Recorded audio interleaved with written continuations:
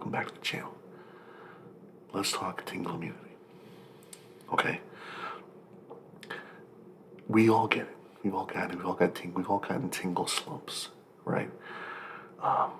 You watch video. Sometimes it's a video that's giving you tingles before, and then you can watch hours of ASMR and just never get a tingle. It makes you sleepy. It still makes you sleepy. It still makes you relaxed, but you don't get the tingles, right? The tingles are gone. Why does that happen? That's what I'm going to explore today. Okay. So the way I look at this, I want you to think of tingles like a jump scare, right? If let's say somebody's hiding behind a door to jump scare you, right? If you know exactly where they are and exactly when they're going to jump, you know exactly what sounds they're going to make, right? You're not going to get scared. You're not going to have that, right? That's what tingles are. Tingles are that little jolt, right? So if you're watching a video, and this is not exclusively the videos you watched before, right? Obviously, if you watch the same video over and over and over again, I watch the same video to fall asleep, right? I watch a video, gives me crazy tingles. I love this video. I hit like. The next night I watch it, give me tingles again, I go to sleep. Next night I watch it, give me tingles, I go to sleep again. Night 4, I watch it again, no tingles, right? So there's that, right? Because I know when it's coming, right? But it also is how ASMR artists utilize their triggers, right? If someone tells you to close their eyes, I say close your eyes and tell me when I snap, right? If their snapping is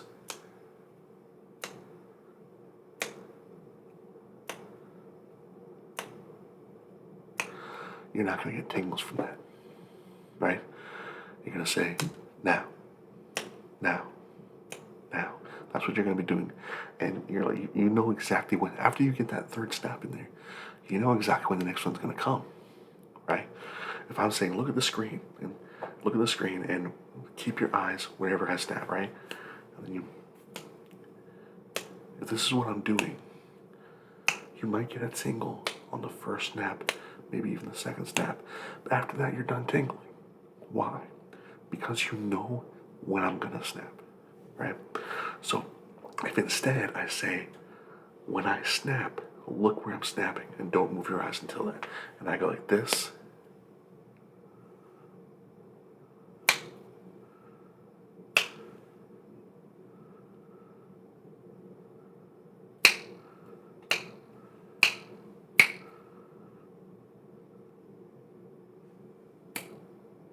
That's more likely to give you tingles, right?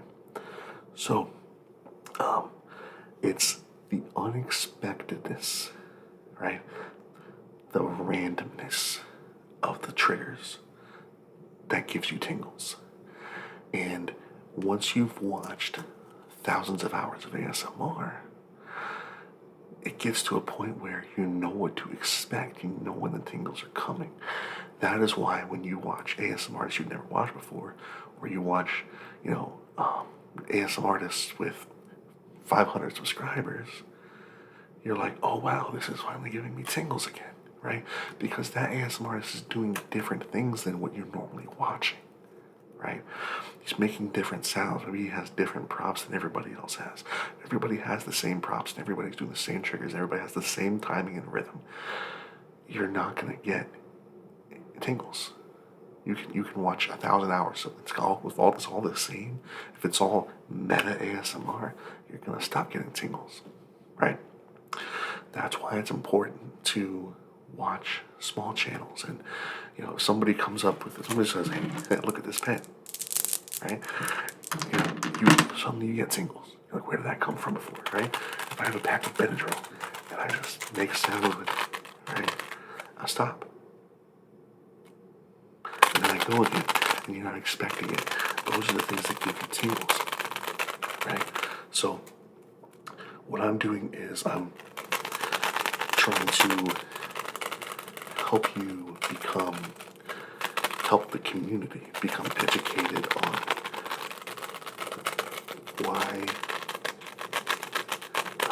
what's the terminology I'm looking for? Why the diversity is important, right? diversification of props, diversification of triggers, diversification of setups, diversification of microphones, diversification of rhythms, right? If we're doing a cranial nerve exam and I say, tell me when my fingers leave, and every single person's doing the same thing, right? You know exactly what to expect. You know exactly what to expect, right? But if I come at you with, tell me when my fingers leave, right? And I go, right? And I go, that's different. And your brain goes, oh, you get that little jump again. You get a little jump again, right? Now, if this isn't giving you tingles, that's okay too, right? Sometimes it's a cool down factor, right? Sometimes when you watch ASMR to the point where the part of our brain that gets tingles is just burned out, that's not gonna work, right? Same thing with like a jump scare, right? If I get jump scared, 5 times a day for a month, you're not going to be able to jump scare me anymore, right? Because I'm going to be constantly ready. Sometimes your brain is just in a constant state of readiness, anticipating tingles, because you watch someone's ASMR. At that point, you just got to take a break. You just got to take a break. You know what I mean? Take a break from ASMR. Maybe try to sleep a couple nights with some rain sounds or some white noise or something like that. You know what I mean? And then, after 3 days, come back and watch a video. And not the same thing you've been watching forever, right? Something new, something different, right? So if I have this pen and I have this all going together at the same time, and then they switch sides, and then they switch sides, or they don't, right? Somebody with different prompts, somebody with different sounds, and I'm not even saying come watch my ASMR, right? I'm saying the unexpected is what's going to give you those tingles back, right? And once you've watched the unexpected for a while, you can go back, right? You can go back to watching this go back to searching cranial nerve exam every night, and then if that works for you for a couple weeks, maybe a couple of days even, who knows, and then it stops working again, take a break again, or go back to something else again, right? The problem is your brain, I've gotten tingles before from this, right, or that, right? So now, in order for me to get tingles again, I need to go do that same thing again, watch that same thing again. That's not the case. That's not the case. What it is you need to do something unexpected and watch something new, right? And yeah, that's it. That's kind of the whole spiel. But I'm just gonna kind of mix sounds with these for a little while. You can enjoy them. I'm gonna incorporate some snapping as well, and we'll see if we can get you some things. Okay.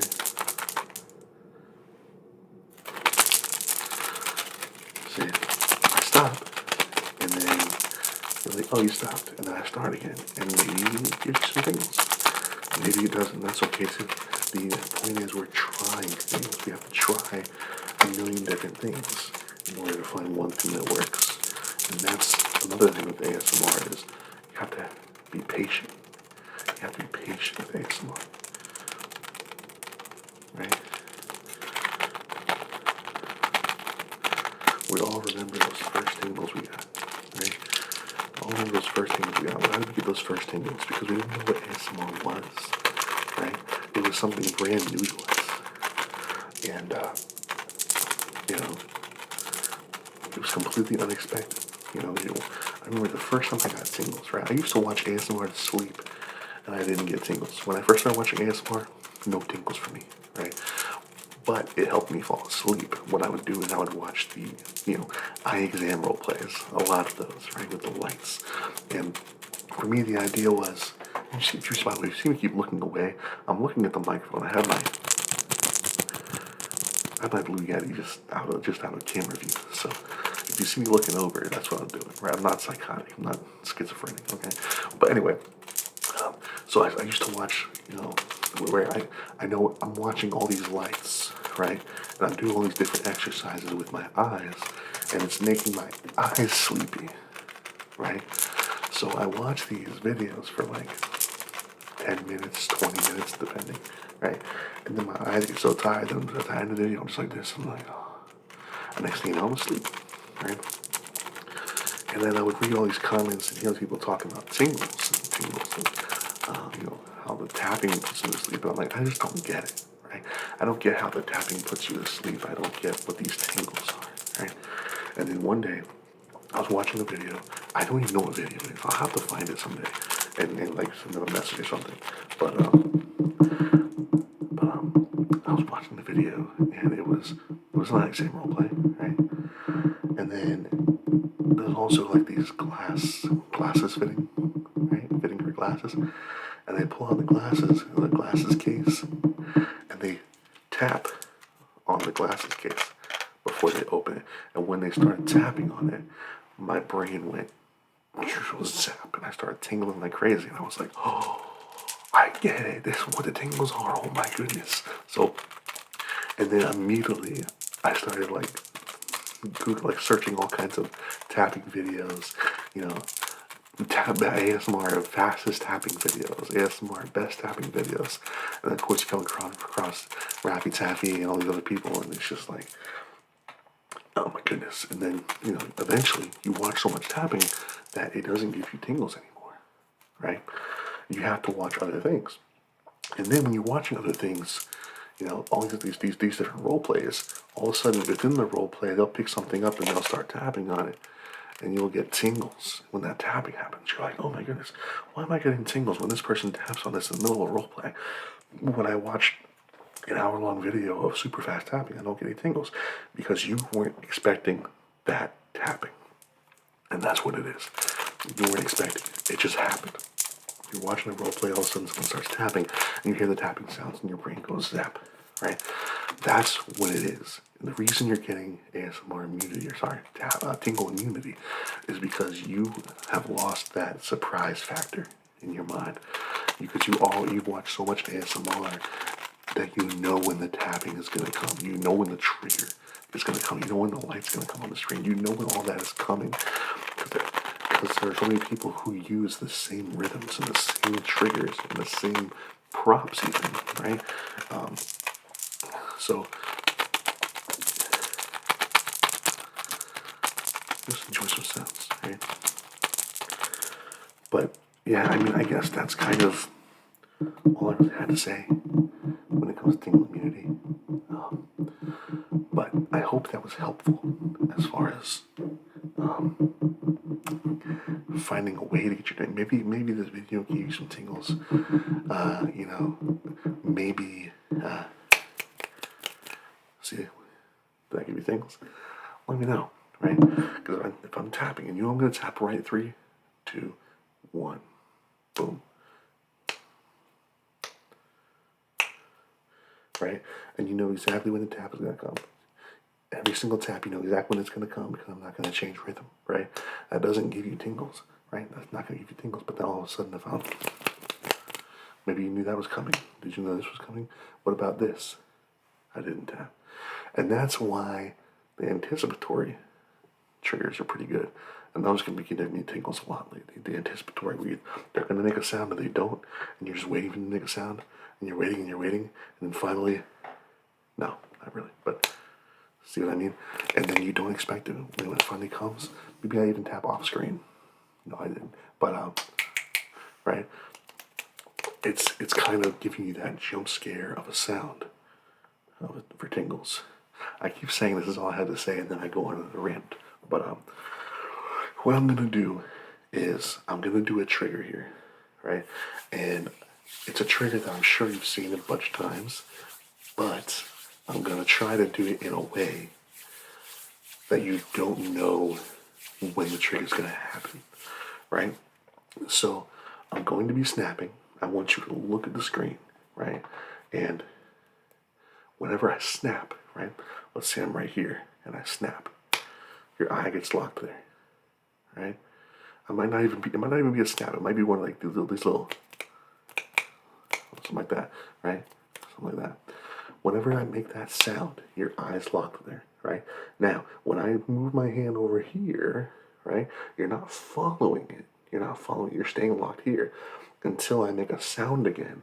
And then when I make a sound again, your eye moves there. Okay? So that's what we're going to do. Again, I'm sure I don't have to explain it more than that. I'm sure you've seen the trigger, right? The problem is when people go like that, in this rhythm, steady rhythm, it doesn't do anything because, well, it might do something at first, but over time, it's not going to do anything because you know when the snaps are coming, right? So what I'm going to do is I'm going to do that, but I'm going to try to time out the snaps in a way where there's no rhythm at all and they're completely unexpected. Okay, so maybe I shouldn't even be telling you that. Maybe but again, the more surprise factor there is, the better, right? The more surprise factor there is, the better. So here's what we're gonna do. Okay, I'm gonna start now.